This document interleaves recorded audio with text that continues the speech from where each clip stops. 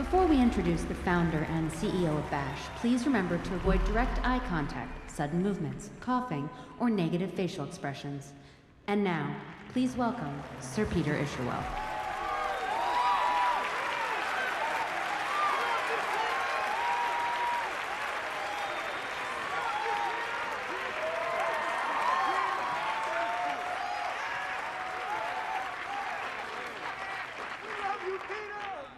Hello, everyone. All of my life's work, really, I see, has been driven by an inexpressible need for a friend who would understand and soothe me. And you know, now all those years of work have come to fruition with BASH Life. Our new BASH 14.3 phone is fully integrated into your every feeling and desire without you needing to say one single word. If I feel sad, afraid, or alone, the BASH 14.3 phone, when set to the life setting, instantly senses my mood through blood pressure, heartbeats, and... Your vitals show that you are sad. This will cheer you up, Peter. You are my best friend. You are my best friend. I really like you. You make me happy, best friend. Wonderful. That video. It also, seriously, schedules a therapy session with a nearby professional so we can make sure that these sad feelings never, ever, ever return. May I say something, Mr. Isherwell? No.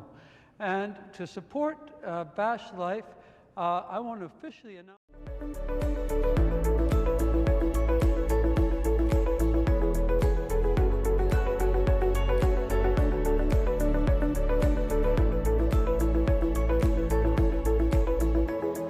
It's my honor to be here. I was here a few years ago, and this is a continuation of a lifelong adventure, a scientific adventure that I've been embarked upon. So all of nature is interconnected, and this talk is bifurcated into two subjects. One is on bees, and the other is on psilocybin mushrooms. Well, in fact, it has good reason. We've come to a confluence. And this image from 7,000 years ago, then redrawn, that's the original pictograph, is of the bee man. There's a long history of use of psilocybin mushrooms being put into honey. And it may well have made psychoactive meads. And the Beer Purity Act of 1516 actually specifically banned mushrooms from being put into beer. So I want to start at the beginning. So at the beginning of this universe, and this is from the Max Planck Observatory, and going the furthest outreaches to be able to look back at the organization of the universe, it follows the same archetype of that shared by mycelium, neurons, and the computer internet. This is no accident. Different orders of magnitude. These are structures that are self-rewarding, that lead to resilience. So when we look at the formation of the Earth 4.5 billion years ago, soon thereafter, the planet Theia came and crashed into the Earth, jettisoned the rubble field into orbit, and then coalesced to be able to form the moon. Many scientists believe that the interface of the oceans and the tidal forces of the moon created a very ideal epigenetic environment for the evolution of life. And so this recently was discovered is the oldest representation known so far of a multicellular organism. 2.4 billion years ago, and is that of mycelium. So we advance forward to 420 million years ago, and this fossil was found in 1843.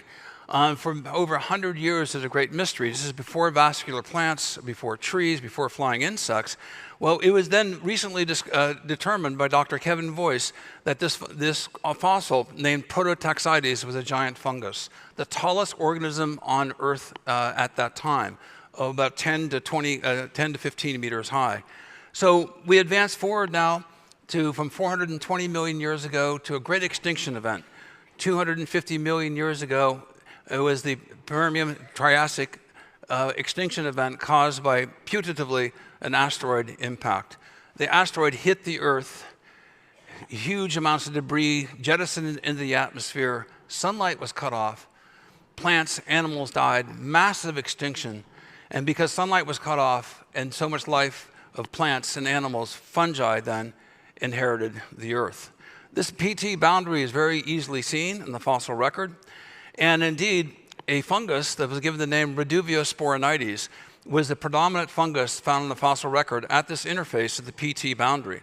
So we go then from 250 million years ago to 110 million years ago, and recently in Brazil, a fossil was found of a fully intact mushroom. Now this is really important. Mushrooms had their form long before we had ours. So, well, what are mushrooms? Mushrooms are the fruit bodies. They're the reproductive structures. They're fleshy. They tend to be very temporal. They're fragrant. They tend to rot quickly. But it's the mycelium that gives rise to the mushrooms, the fruit bodies. And so when you touch a mushroom, it's really a window into an underground network that you can't see. Here's the mycelium of Psilocybe cubensis growing over 5 days. And the mycelial networks actually have enormous capacity for size. The largest organism in the world is the mycelial network in eastern Oregon, 2,200 acres in size. And yet it's only one cell wall thick. Now, we have multiple skin layers that protect us from infection. The mycelium has one, and yet there can be, surrounding the mycelium, there can be more than 1,000 species of bacteria in a single gram. In a single cubic inch of mycelium in the soil, there can be more than 8 miles of cells. So the mycelium can grow for 10, 20, 100 years, 1,000 years, and then surface in a reproductive form as in the presence of a mushroom.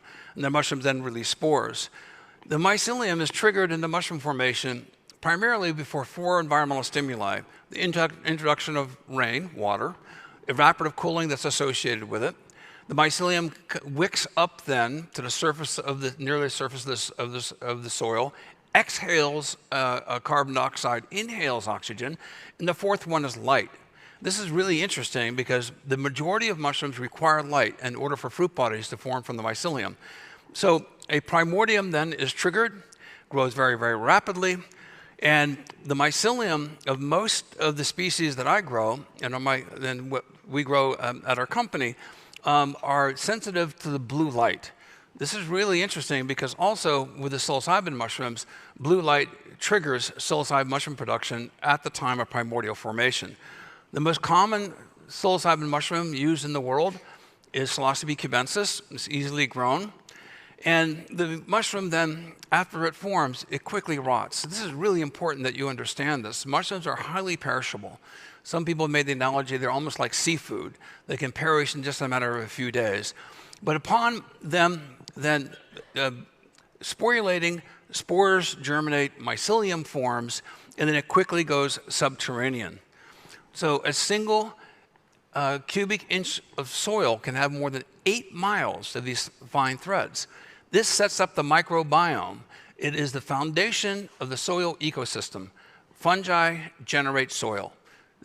And the microbiomes that are established then help the plant communities rise up, that create the debris fields that feed the mycelium, guarantee the survival of the descendant fungi from the resident mycelium. They are deterministic in setting up ecosystems that lead to biodiversity, because that biodiversity then will sustain their own progeny. So these are governing networks in the food web.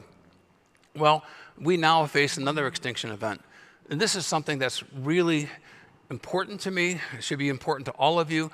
We've now entered into 6X. We're losing more than 30,000 species per year in a genome of about 8.5 million species. Do the math, in 100 years, that's more than a third of the species becoming extinct on this planet. In 100 years, that took hundreds of millions of years to get us here.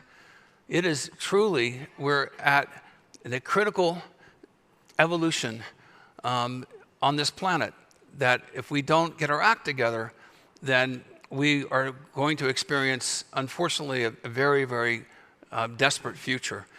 More than 1 million species now are subject of potential immediate extinction. Well, this is also is affecting lots of insects. And this study here, 75% decline over 27 years in a protected area. This is not an industrialized area. This is a nature preserve. And 27%, in 27 years, 75% decline. Many of you may have noticed that you used to drive down the country roads. You have lots of bug splatter. Now you don't see that as much because there's an enormous loss of flying insect mass. And in particular, this is striking bees. And so this is where some of my research has steered in the past few years, is looking at how we can be able to help the immune system of bees. The deformed wing virus is by far the biggest virus that is threatening bee colonies around the world. And the deformed wing virus is vectored by the Varroa mite, Varroa destructor.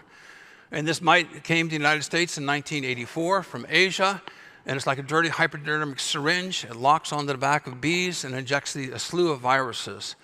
Well, the deformed wing virus has become a global pandemic. It's considered to be the nail in the coffin of bees, and moreover, the virus is being spread to flowers, and then other insects become infected. So there's a cross-vector of contamination with the flowers being a nexus point. And so bumblebees and wild bees are being infected by honeybees. And so this is a tremendous calamity and a threat. I have about 10 beehives, and most all beekeepers feed their bees sugar water. So we found, after many years of research, and some of you who have seen my talk here before, I was working with the BioShield Biodefense Program. We found extracts highly active against flu viruses and herpes viruses. And so I thought maybe that these extracts could help the immunity of bees. The summary of our research over about 5 years, we found that the red-belted polypore, amadou, which my hat is made from, the red reishi, which has a multi-thousand-year history of use in Asia, and chaga, also used in Eurasia and Europe, also for more than 1,000 years. These are the species that had some of the most significant benefit to bees. We conducted the largest bee clinical trial in history, 532 beehives in the almond orchards of California. This is also important because 1.2 million beehives from all over the United States congregate in the almond orchards of California. It's another perfect storm because you have all these cross vectors of viral contamination consolidating in a close proximity, and then the viruses then are spread to the other bees and the beehives, and then they're dispersed all over the country. So the summary of our research, working with the USDA and Washington State University, Dr. Jay Evans, the senior virologist in bees for the USDA, he's never seen such strong antiviral activity against bee viruses as he's seen with Stamets' extracts. Now, the deformed wing virus, in this case, 879 to 1, a very significant p-value, and also 80 to 1 between the amadou mushroom and the reishi mushroom. Against the black queen cell virus, we found also significant antiviral activity, 500 to 1. Amazingly, against the Lake Sinai virus, we found a 45,000 to 1 reduction. This is putting 1% of our natural extracts from mycelium into sugar water. 1 drop per 100 drops. The sugar water is 50% sugar, 50% water. So the summary of these results are shown here. Highly significant antiviral activity with a natural product. Moreover, it also extended longevity. Dr. Steve Shepard from the Washington State University has never seen in 40 years of anything that extends the lifespan of bees. So we not only correlated a reduction of the viruses by thousands of times, but we also were able to extend the lifespan of bees. This is critically important because bees used to fly for 9 days in search of pollen, returning it to the mother colony. One bee will pollinate up to 1,000 flowers a day. Every almond that you eat was visited by a bee. So one bee, 1,000 flowers a day, 9 days, 9,000 flowers, 9,000 almonds. Now that's been reduced down to 4 days. So it's been more than cut in half because the deformed wing virus then makes the tensile strength of the bee's wings less strong, and the bees then end up aborting, and they can't do the pollination flights as well. I've been awarded about 40 patents on this, which is extraordinary because I'm not an entomologist. I just looked at something different and came up with these ideas. And the patents have been awarded in the United States, Canada, Eurasia, Europe, Australia, New Zealand. I've open sourced it for the rest of the world. So we make literally thousands of gallons of extract. We produce about 40,000 kilos of mycelium on heavy production weeks per week. So we have these laboratories, class 100 clean room laboratories We have laminar flow walls. So I call it heap of filter envy for other scientists to come to visit, because we have walls of laminar flow hoods. But the patents are important because we wanted to be able to spread this solution around the world. So our team here at Washington State University and within our company, we've been coordinating on this for the past several years. And we put out a campaign to raise money for research. And I was astonished that last year, and we've actually raised much more than this, but the last report I got, we raised over $5 million by just through social media and a campaign asking people to contribute to Washington State University bee pollination program. So all of this was good, but we realized we had to publish. And I really mentioned that last night, but we published in Nature, scientific reports. How many people here are published in Nature? Really? I thought it'd be dozens of you. But if you know about Nature, only 7% of the articles submitted to Nature get published. We were published in Nature. I'm the primary author of my other scientists. And I checked this morning, and we are still, to this day, in the top 1% of more than 264,000 articles published in the Nature publication ecosystem.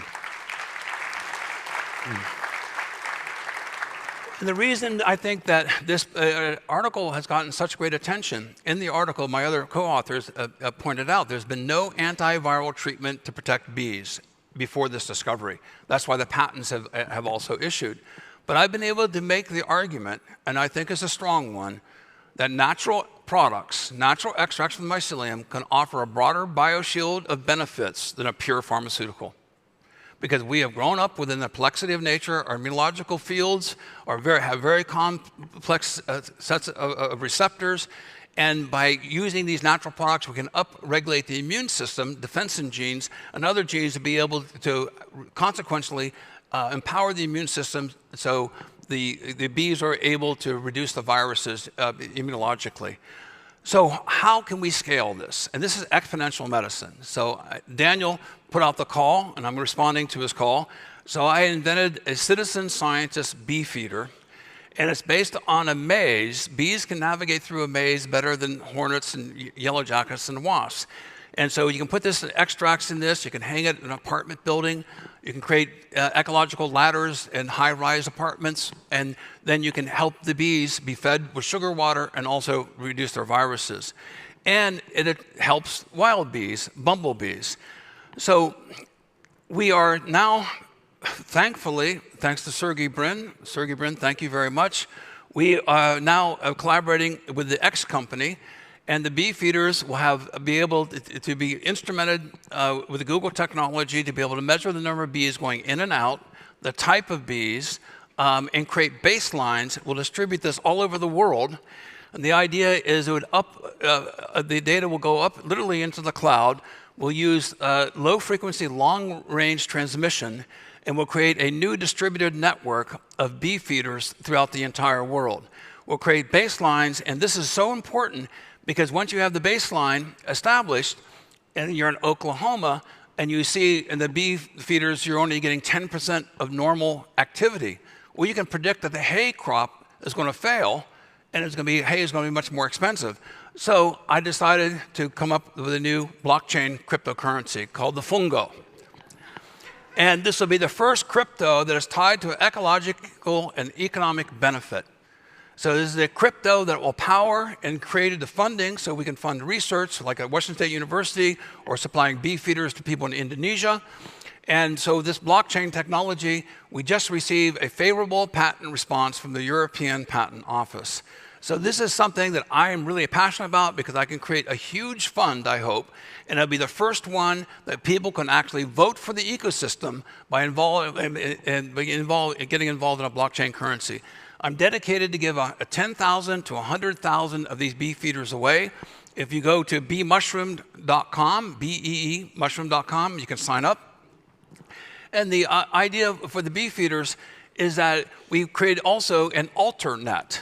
We have another way of being able to transmit data when the higher internet is not functioning. So the modality of this has many, many different implications.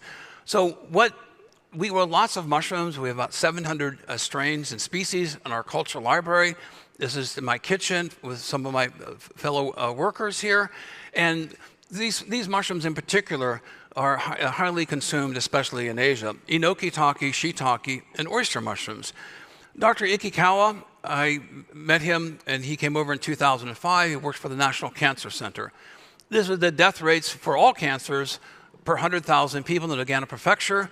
He was sent over there because there was an unusual decline in the amount of cancer in Nagano. After several years of doing epidemiological surveys, he found it was associated with the enoki mushroom cultivators and their families. It drew down the cancer rate.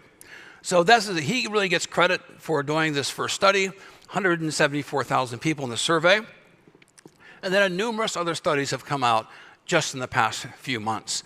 2019, eating mushrooms may reduce the risk of cognitive decline, the Journal of Alzheimer's Disease, and this is 50% reduced odds of having mild cognitive impairment. This is out of Singapore. Mushroom consumption also has been associated with a statistically significant decline in prostate cancer, especially advanced metastatic. I read this to about 18% reduction. 36,499 men studied. Now, why is we seeing these benefits immunologically? Well, historically, it's been associated with beta-glucans. But the beta-glucan, I think, is a false positive in the research data. What's the size of a beta-glucan? There's tens to thousands of kilodaltons. These are polymers of sugars. And so the beta-glucans have had a tremendous amount of research and attention because they do upregulate the immune system as if there's an infection in your gut. But they're polymers of sugars, and they create a scaffolding. So it's like the macro scaffolding molecularly. But inside the scaffolding, I have long believed and postulated it's the other compounds, the fatty acids, the polyphenols, other compounds that are embedded within the beta-glucan scaffolding. And so a series of research projects that we did with the University of Washington, and I finally was able to, with my colleagues, be able to say, you need to look at removing the polyphenols and fatty acids from the beta-glucan scaffolding. They use a lipase, and they basically dissolve the fatty acids. And when they did it, the TLR2 response fell by 83%. And it showed de facto that the polyphenols and fatty acids had a much more stronger immunological benefit than that of the beta-glucans alone. So this has been accepted for publication. This is a complex blend of 17 mushroom species. A thing that many of you physicians are aware of, the LPSs, the endotoxins coming from bacteria, gram-negative bacteria. It can give an alert to the immune system. And so we then spiked these samples in these immunological surveys with endotoxins of the LPS, and we found it was localized totally different in the CD69 activation pathways than what our mixture of mushrooms was doing. So we clearly showed that the immune modulation and response was not due to LPSs. Many times it is due to LPSs because mushrooms rot. And when you have rotting mushrooms and you dry them or you get a preparation or an extract from unknown people who don't have good quality control, you are getting an LPS endotoxin immune inflammatory response. This paper will be out any day. It's the mycelium of turkey tail mushrooms that showed that the rice that the mycelium is grown upon, it ferments the rice and makes it into a very, very powerful immunomodulating product that stimulates the production of interleukin-1 Ra. And so it has an anti-inflammatory effect combined with an immuno-enhancing effect. And this is the best of both worlds, so we don't get over-amplification of the immune system. So an excellent article on microbiome. Dr. David Newberg, I think, was associated with the National Cancer Institute. This shows that definitively that mycelium of the turkey tail mushroom is a prebiotic for the microbiome post-amoxicillin treatment, which obviously destroys a lot of your microbiome, and also reduces Clostridium while supporting beneficial bacteria. Now, I have lots of references, and I put up this website specifically for physicians and researchers such as yourself. I read a lot of Google Scholar alerts. A lot of doctors just don't have time to look at the current literature. Several hundred pages long, unbranded, just pure science. So you can go to mushroomreferences.com and you'll be able to put in treatment protocols, mushroom species, disease complexes, and very quickly get some of the best of the peer-reviewed literature that's out there. So now I'm going to segue back to the bee man. And so a friend of mine said, Paul, maybe you are the reincarnation of the bee man. So, but in the northern Algeria, 7,000 years ago, about 7 of these pictographs were found that are associated with mushrooms and a bee-like figure. Well, as I mentioned, psilocybin mushrooms were preserved in honey for hundreds of years throughout Mesoamerica.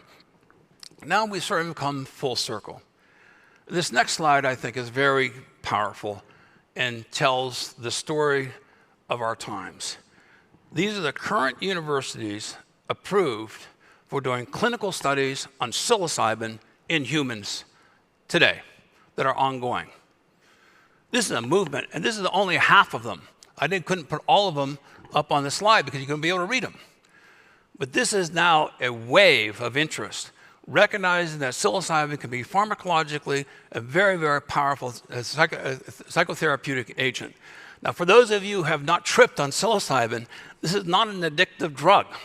Those of you who have done a high dose of psilocybin, when you look at them the next day, you go, no way, I'm not touching those for a long time, right? So it has a very powerful impact, but it's not something that you're going to be, consuming, on a daily basis. It's few experiences far in between than you have to process. So how many primates eat mushrooms? This is the question that I ask. Well, there's 22 primates that are known, 23 being humans. The Golgi monkey consumes up to 35% of its diet, 12 times its body weight in mushrooms.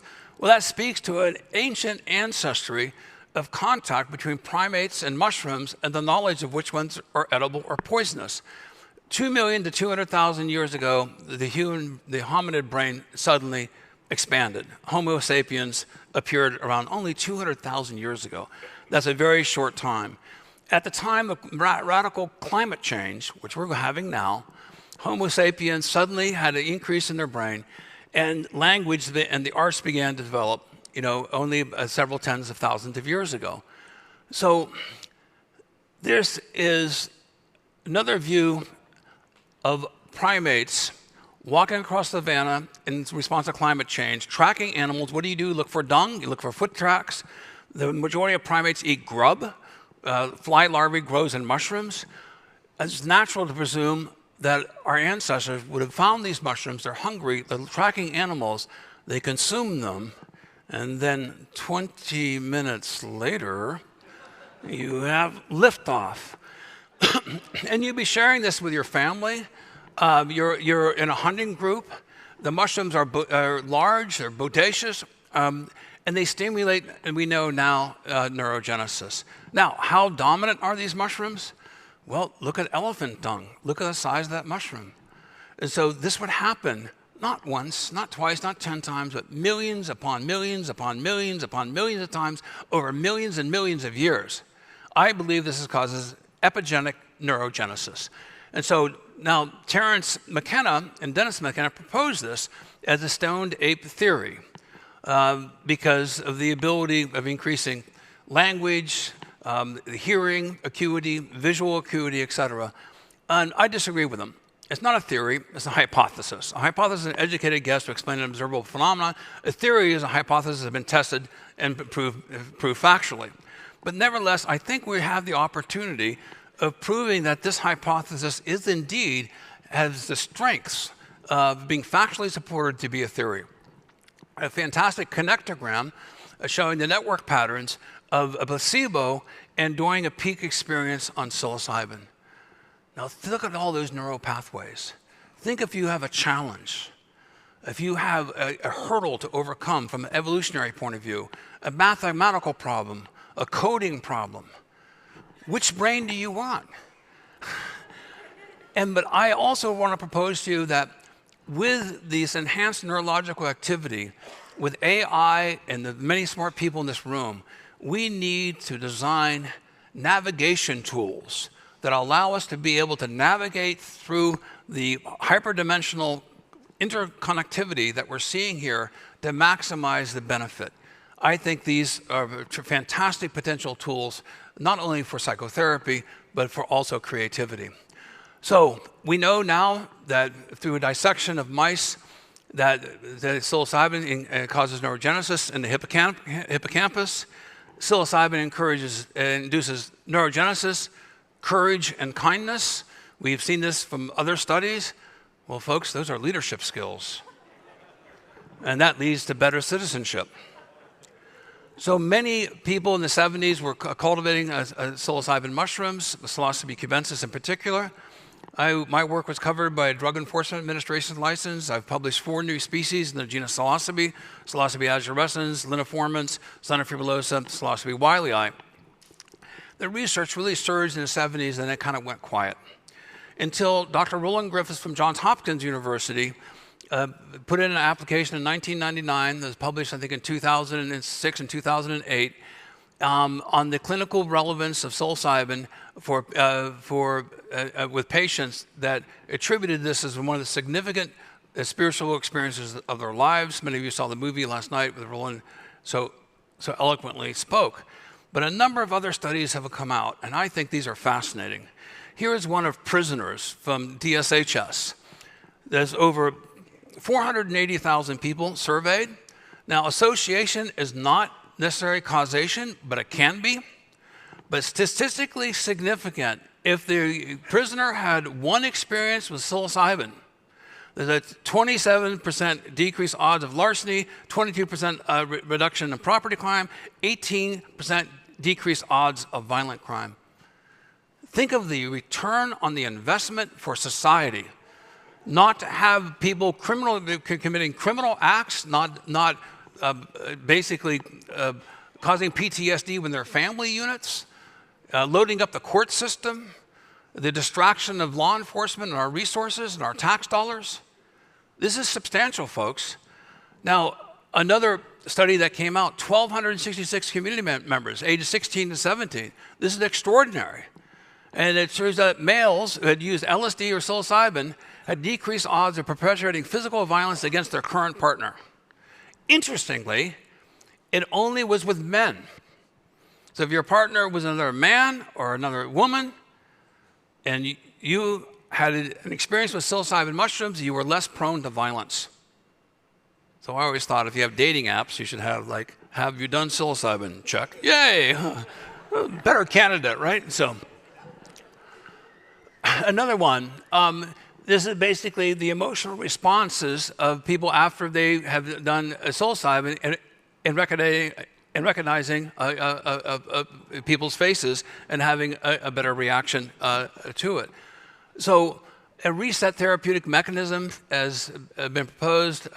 Rudy talked about the default mode network. This is very much related to that as well. And also there was an association with increased nature relatedness and a decreased tendency to authoritarian views. Folks, this is extremely meaningful. Think about this. 1 or 2 trips in your lifetime. And I go on journeys, once or twice a year. That's all I need. But I believe that psilocybin mushrooms make for nicer people. I really do. And I think this is a baseline consideration that all of us should take to heart. So also relates to, I mentioned pro-environmental behavior related to nature relatedness.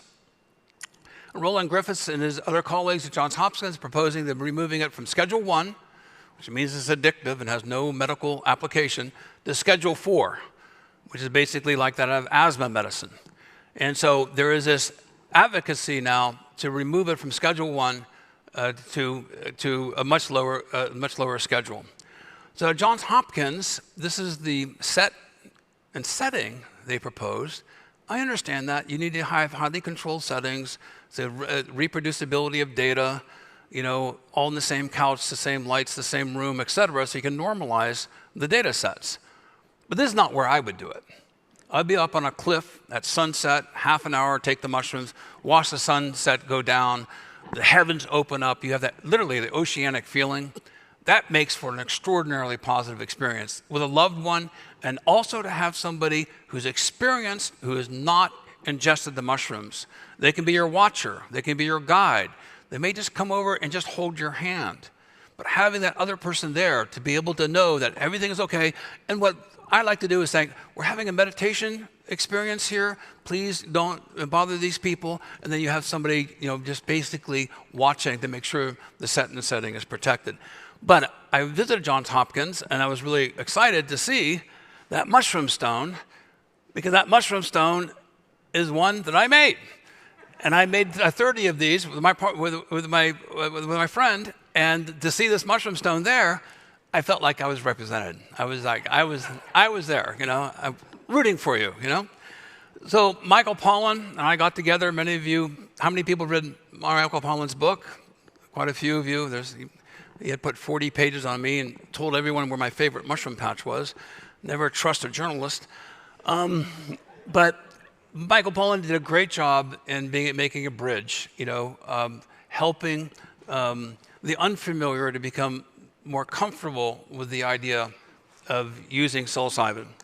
So throughout Silicon Valley now, there is a use of mushrooms for microdosing to increasing creativity. I've personally talked to several of these people who are coders and who are teaching other coders. They feel it's a competitive advantage. And I think it's also likely that the majority of you here who have occasionally used psilocybin mushrooms are much more likely to be successful in your careers and your business. And those of you who have not, you are at a disadvantage, because the coders in Silicon Valley strongly believe in microdosing for increasing creativity. And again, it makes for a nicer people, a nicer work environment, a more collaborative environment, less prone to anger. So another mushroom we're very excited about is lion's mane mushrooms, Hericium erinaceus. There's 2 small clinical studies in Japan, specifically with lion's mane mushrooms. They produce nerve growth factors, hericinones from the mushrooms and erinacines from the mycelium. So there's a clinical study with a mild cognitive impairment, double-blind controlled, placebo-controlled study. Interestingly, when the individuals, after several weeks, went off the lion's mane, their progression towards dementia then restarted. So in this patient population, the continued use of lion's mane seemed to stave off the otherwise natural progression towards dementia. Well, it is known that lion's mane mushrooms, the erinacines, remove amyloid plaques, which interfere with neurotransmission and cause remyelination. That's specifically what they do. They cause remyelination on the axons and nerves, and in the consequence of that, the amyloid plaques then are removed. There's really good studies on that. So what our research has been doing is looking at specifically the neurogenic potential of lion's mane and the growth of neurite outgrowths. This is from a company, Neurofit, that does preclinical research in France. We found, surprisingly, but also supported by other researchers, that the mycelium is far more powerful than the mushrooms. So the mycelium, in this case, compared to brain-derived nerve growth factors, which is the active control versus the passive control, the lion's mane increased about 8% of the mycelium. I want you to focus on that, because this data, I asked them to rush it. This data came in yesterday, and this is what I'm really excited about. So there is lion's mane, again, the mycelium, 111%. So it's a replication of data that sort of confirms that the analysis is consistent. But we've identified several analogs of psilocybin which are perfectly legal. I no longer have a DEA license, so I'm not allowed to possess psilocybin. I like to say nature provides, I don't. But I can go out and find them. I'm a skilled taxonomist. I indulge once or twice a year. This is no big deal for me. I can just go out any backyard practically in Washington, Oregon, Northern California, Hawaii, South America, and I can find these things really quite readily. So, but these other analogs of psilocybin are totally legal, and the increase in the neurite outgrowth at 7 days in sextuplet shows a profound increase in neurite outgrowth, which is the extension of neurons from treatment. Now, I filed patents on this in June of 2016. I beat Compass by 16 months. I basically, from the literature search and the patent office, I beat everybody on this. And the analogs of psilocybin not only being legal, but Dr. Pam Crisco and I, she's a doctor, and I bioassayed these. No one had ever consumed them in the scientific literature, so I did an N of 1 study. Actually, there's a report of one of them killing a child. So we totally monitored all my vitals, and we took some of these substances fully expecting to have liftoff.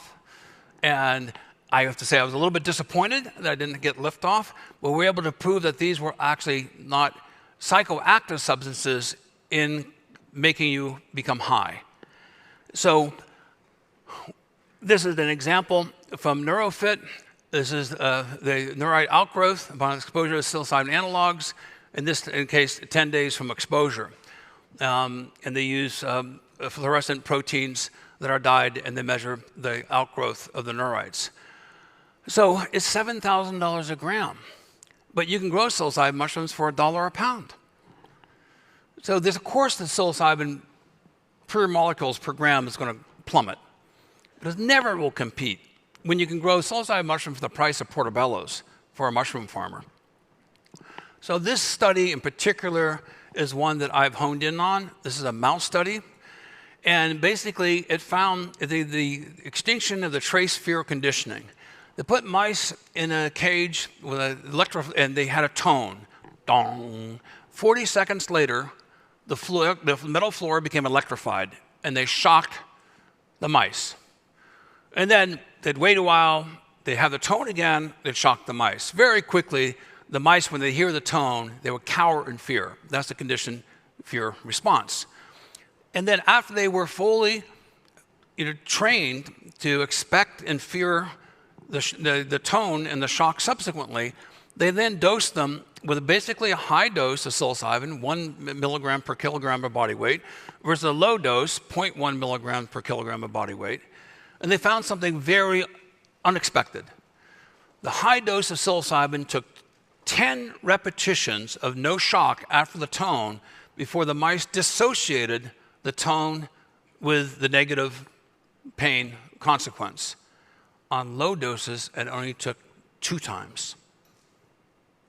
2 times on low dose, and the low doses tended towards neuroregeneration. The high doses did not. It actually looked like it restricted neurodegeneration.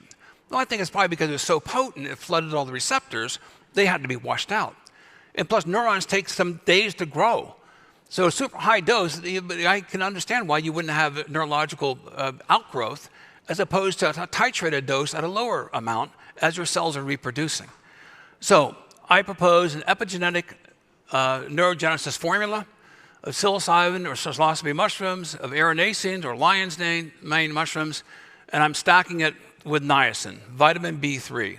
This is the flushing niacin. The idea to allow microdosing to have a universality of use, and the idea is that you'd have 1/20th or 1/10 of a threshold dose of psilocybin. You'd be 10 to 20 times less than that. You had 100 milligrams to 200 milligrams of vitamin B3. And then if someone tried to get high, but taking 10 or 20 of those pills, they'd be taking like 2 grams of niacin. So it becomes the antabuse that allows for microdosing that could be approved by the FDA. And moreover, the niacin excites the nerve endings. That's why you get itchy, you're itchy. And neuropathies oftentimes present themselves as a deadening of nerves at the fingertips and the toes. It's also a vasodilator. So it has 3 potential attributes that allow it to be bundled or stacked with psilocybin that allow it to be approved, I think, much more likely by the FDA than not, because it will prevent the abuse factor. So this is exciting to us. So how do we get the data? And I have no economic interest in this company, but we are launching the largest microdose study in the world. It's just being launched in the next week or two. It's gone through ethics review and a few more things on anonymization of the data. And so microdosestudy.com is being launched. It is an app for your Apple. It'll be also for Droids. And it has you agree and you consent. You log in with the email, 2-step encryption. And then you tell people what you're microdosing, how much you're taking, and whether you're stacking it with lion's mane or niacin or chocolate. And the idea is to then do all sorts of tests on memory, pattern recognition, hearing, vision. We're designing this so we can have maybe up to 100 to 200 endpoints. Because the idea is that we want millions of people to use this, and then we'll look for signal from the noise. You already saw all these other retroactive studies have unanticipated consequences that came out of the data. Partner-to-partner violence reduction, pro-environmental influence, anti-authoritarian influences. So this is something that we're real excited about. So go to microdosestudy.com. You can sign up for it. When it's released, you'll be notified. This is when science becomes stranger than science fiction. I want to all invite you to a party I want to throw in the year 2033. I was 11 years old during the cicada outbreak in Ohio. How many people have seen a cicada outbreak? It's like Armageddon. You cannot believe there are so many insects. These cicadas come out. What I didn't know when I was 11, but scientists have recently discovered that a fungus called Mycology hinderances infects the cicada, infects the male cicada, and it rots off their butt and their genitals.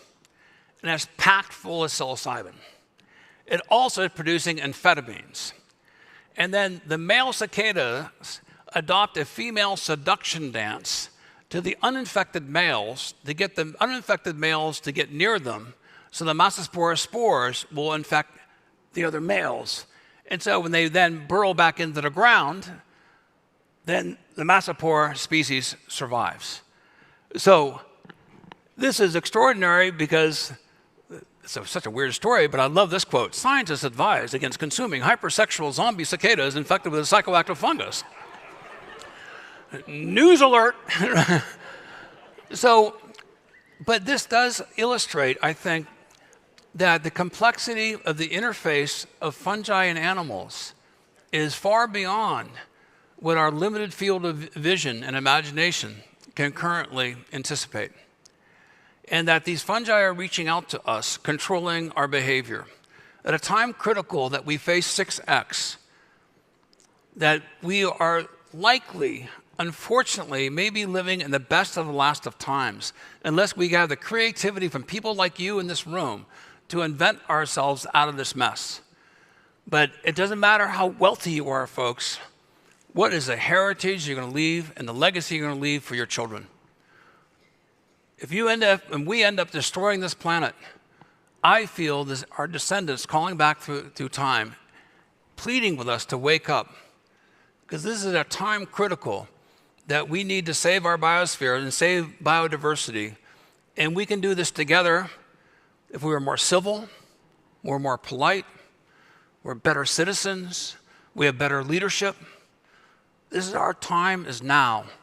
And I believe psilocybin is a new medicine, a new category of medicines that can help us create the paradigm shift that is so critically necessary. Thank you very much.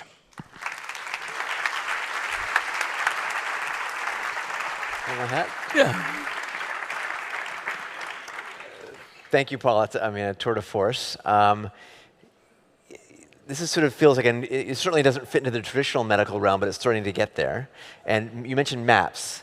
Can you give us a highlight of how they've been able to change the paradigm and take this now through FDA, and what lessons have been learned from that? Yeah, MAPS is the Multidisciplinary Association for Psychedelic Studies by Rick Doblin, MAPS.org. They've been working primarily with PTSD affected soldiers, and they've been approved, and they're now in stage 3 clinical studies with MDMA. They have gone through the protocols. They've had successful phase 1 and phase 2.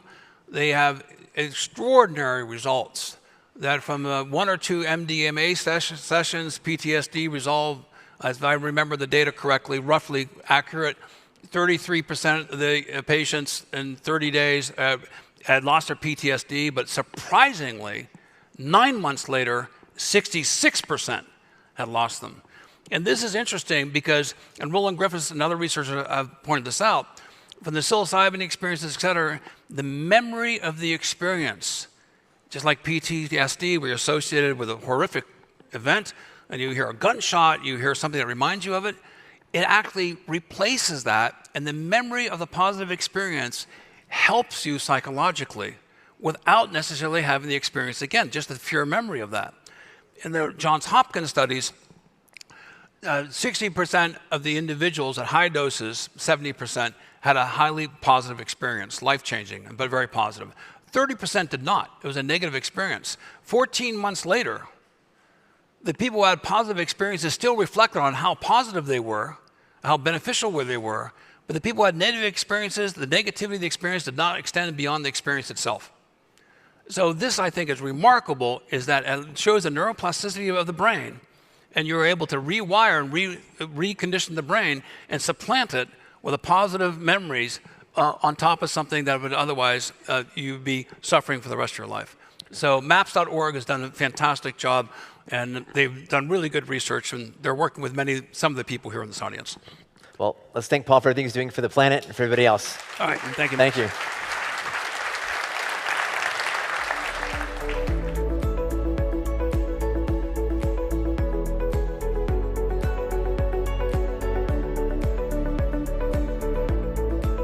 Are those feathers or are they scales? Ah!